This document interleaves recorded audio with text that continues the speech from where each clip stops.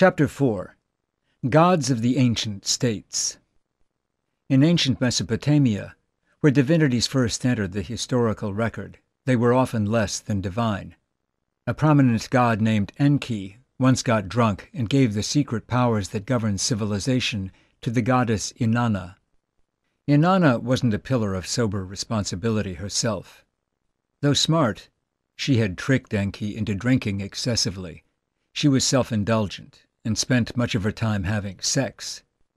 A hymn from the early second millennium, by which time she had acquired the name Ishtar, reports that 60, then 60, satisfy themselves in turn upon her nakedness. Young men have tired, Ishtar will not tire. For a time, Inanna Ishtar was the patron deity of prostitutes, and was also thought to help wives conceal their adultery. One Mesopotamian text imagines a woman who has been extramaritally impregnated, praying to Ishtar while looking at her husband's face. "I want to make my child to be born look like him." The great god Enlil, himself a sometime sex addict, once ordered up an epic flood, like the biblical flood that Noah would later survive. But whereas Noah's God used the flood to punish people for wickedness, Enlil's motive was less exalted. Humanity had been noisy while he was trying to sleep, so he decided to extinguish it. In short, the gods of early Mesopotamian civilization were much like their ancestors, the gods of chiefdoms and of hunter-gatherer societies, basically human, for better or worse, except with supernatural powers. So, too, in ancient Egypt, ancient China, and other places where, as writing appeared, social organization crossed the hazy line between chiefdoms and states, the line between primitive religion and civilized religion proved hazy, too. Gods still weren't paragons of virtue, and still were noted at least as much for their cunning and ferocity as for their love and compassion. And, though mentally human, they still assumed a variety of forms, including some creepy ones. In Egypt, the mummified bodies of millennia-old crocodiles have turned up in a temple honoring Sobek, a crocodile god. The most obvious difference between the primitive gods of pre-state societies and the gods of early states was in scale and grandeur. The Polynesian gods were honored with little temple pyramids, marae, the Mesopotamian gods with big temple pyramids, ziggurats. The Polynesians made images of deities out of wood or stone. The Egyptians used gold and surrounded their idols with luxurious furnishings.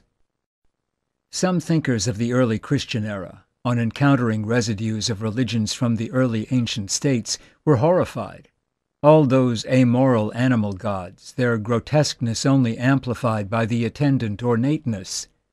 "The god of the Egyptians," wrote Clement of Alexandria, "is a beast rolling on a purple couch." Clement lived in the late 2nd century of the Common Era. By his time, the now familiar profile of Western religion had appeared.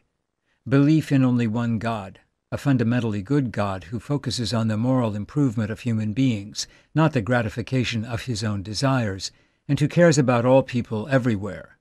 That is, a monotheism that has an ethical core and is universalist. The last two of these three elements can interact powerfully. An ethical code by itself isn't necessarily a great thing. Even murderous racists may be nice to members of their own race, and in that sense be ethical. But if the God who commands you to treat your neighbors nicely values people of other races and nations as highly as he values your neighbors, then justifying the mistreatment of non-neighbors gets harder, in theory at least. By Clement's time, this conclusion was explicit in church doctrine, and Clement himself wrote attacks on the racism that was used to justify slavery. So naturally, Clement had high standards for divinity. It's not surprising that from his vantage point there seemed to be two worlds, the world ushered in by the God of the Hebrews during the first millennium BCE, and crystallized by Jesus Christ at the end of that millennium, and the world before, the world in which all past religions had been mired.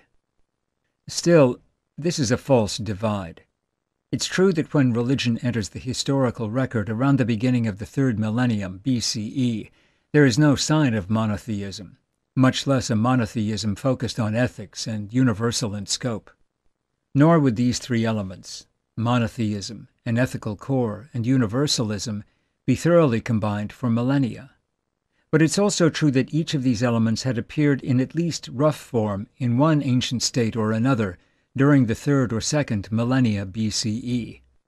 Perhaps more important, that synergistic result of the last two elements, the extension of moral consideration to people in other lands, of other races, had started to take root. By the time the God worshipped by Clement showed up, he had been anticipated by the religions Clement disdained.